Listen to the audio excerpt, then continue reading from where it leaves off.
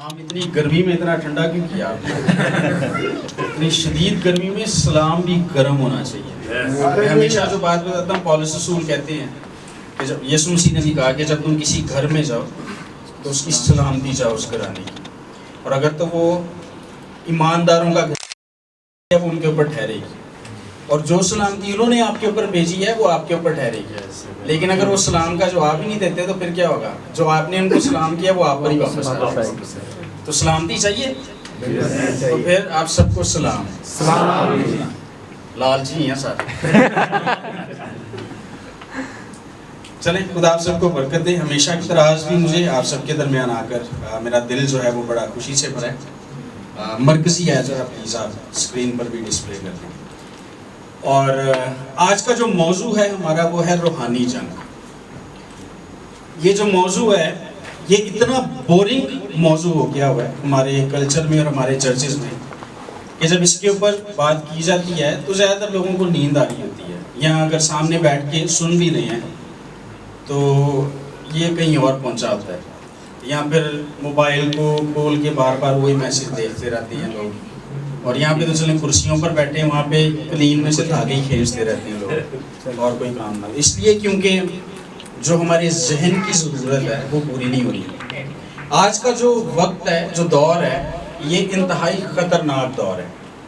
کیوں میں ایسا کہہ رہا ہوں؟ اس لیے بدروہیں جو تھی, اس کا ایکو بند کر دیں پلیز. جب بدروہیں جو تھی, بدروہیں لوگوں کو پوزیس کرتی تھی, لوگوں کے اندر گھس جاتی تھی اور پھر ان کے اوپر دعا کی جاتی.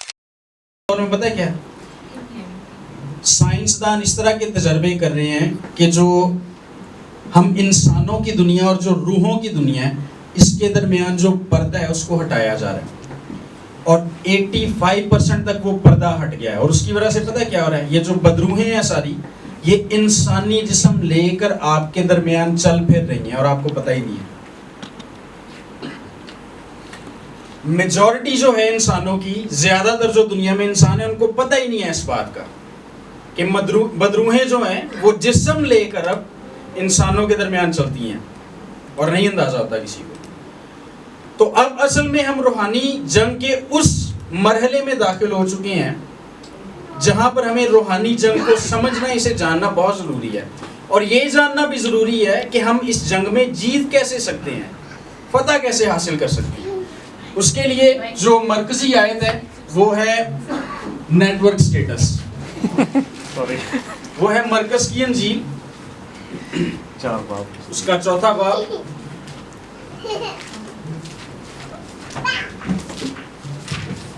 اس کا 4 باب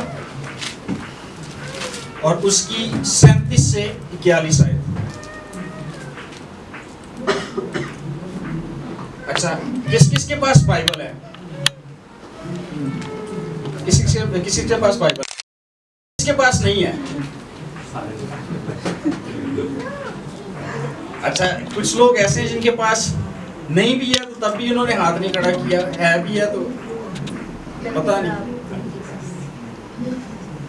دیکھیں بائبل جو ہے نا یہ مکمل ضابطہ حیات ہے, ہمیں جینے کے طریقے بائبل سکھاتی ہے, اس دنیا میں رہنے کے اور دوسری جو ابدی زندگی والی دنیا اس میں جانے کا طریقہ بھی اس بائبل نے بتایا. اور اگر ہم اس بائبل کو ساتھ نہ لے کر چلیں تو پھر یہ کتنی خوشی اور فخر کی بات ہے ہمارے لیے, ہے نا؟ نہیں, فخر کی بات ہے. تو پھر اسے ساتھ رکھا کریں.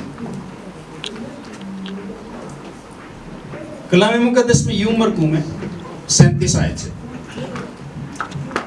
بلکہ 35 آیت سے پڑھوں گا. لکھا ہے اسی دن جب شام ہوئی تو اس نے ان سے کہا آؤ پار چلیں. کہاں سے پار چلیں؟ جھیل کے پار چلیں. اور وہ بھیڑ کو چھوڑ کر اسے جس حال میں وہ تھا کشتی پر ساتھ لے چلے, اور اس کے ساتھ اور کشتیاں بھی تھیں. تب بڑی آندھی چلی اور لہریں کشتی پر یہاں تک آئیں کہ کشتی پانی سے بھری جاتی تھی, اور وہ خود پیچھے کی طرف گدی پر سو رہا تھا.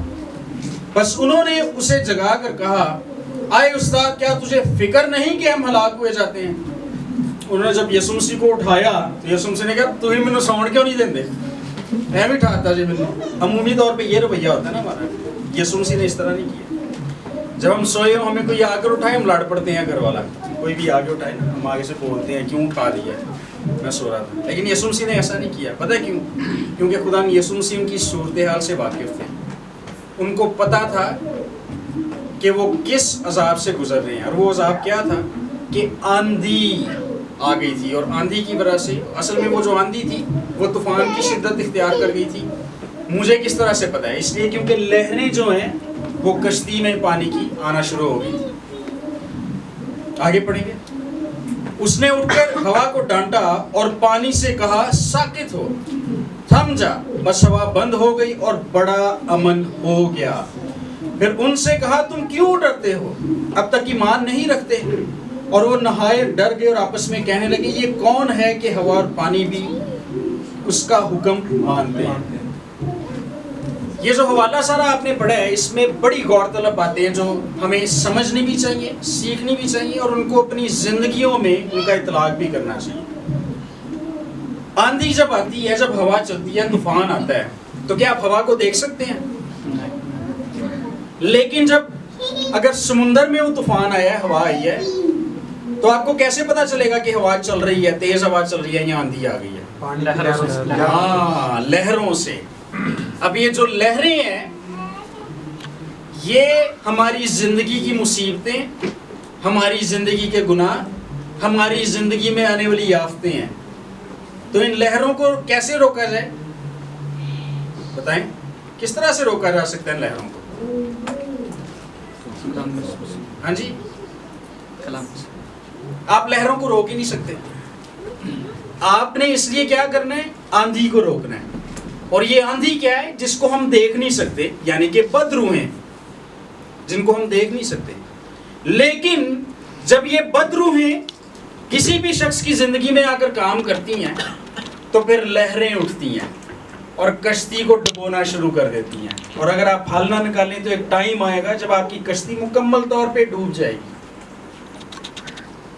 यीशु मसीह उनके साथ, और यीशु मसीह ने उनको रिहाई बख्शी।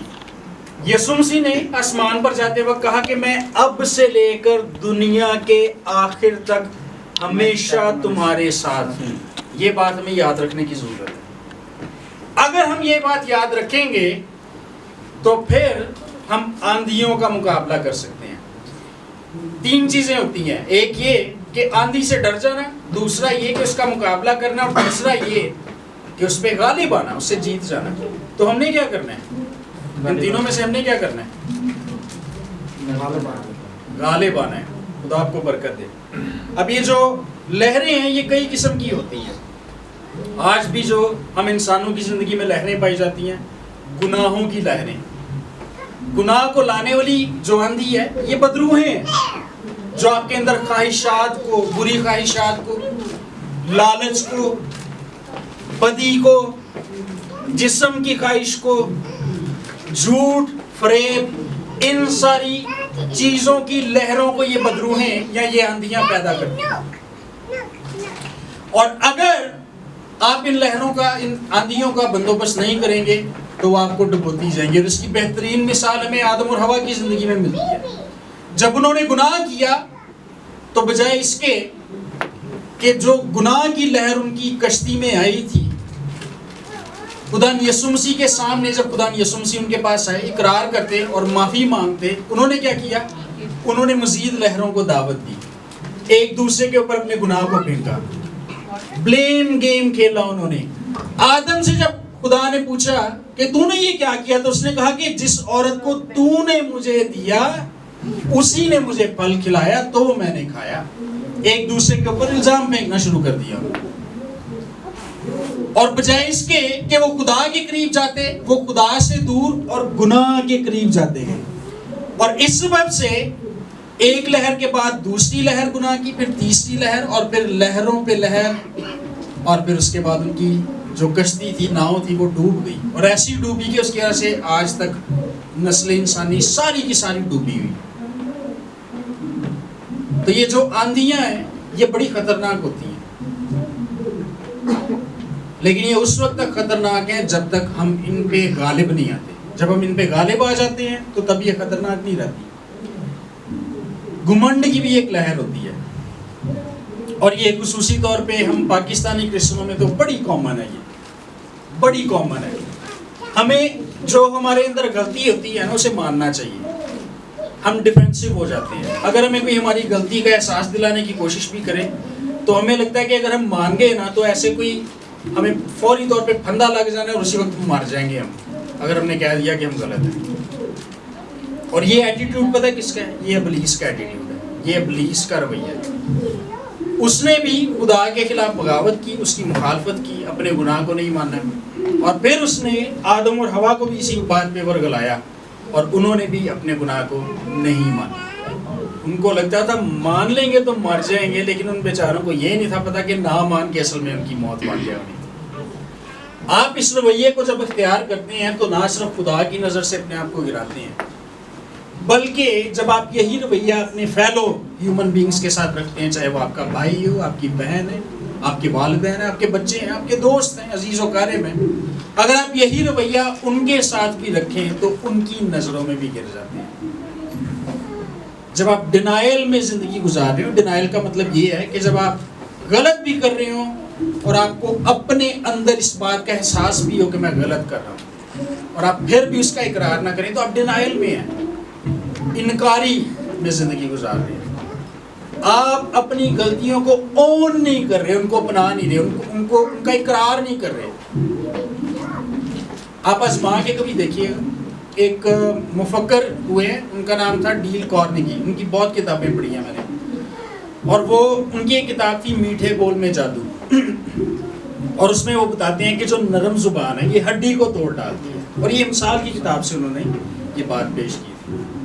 اور پھر وہ یہ بتاتے ہیں کہ کس طرح سے ان کے مختلف قسم کے کاروبار تھے اور ان میں مختلف معاملات ہوئے، اور جب وہ غلط ہوتے تھے تو وہ کیا کرتے تھے، بجائے اس کے کہ سامنے والا ان کو بتائے کہ وہ غلط ہیں، وہ خود ہی جا کے کہتے تھے کہ میں نے یہ غلط کیا، مجھے ایسا نہیں تھا کرنا چاہیے.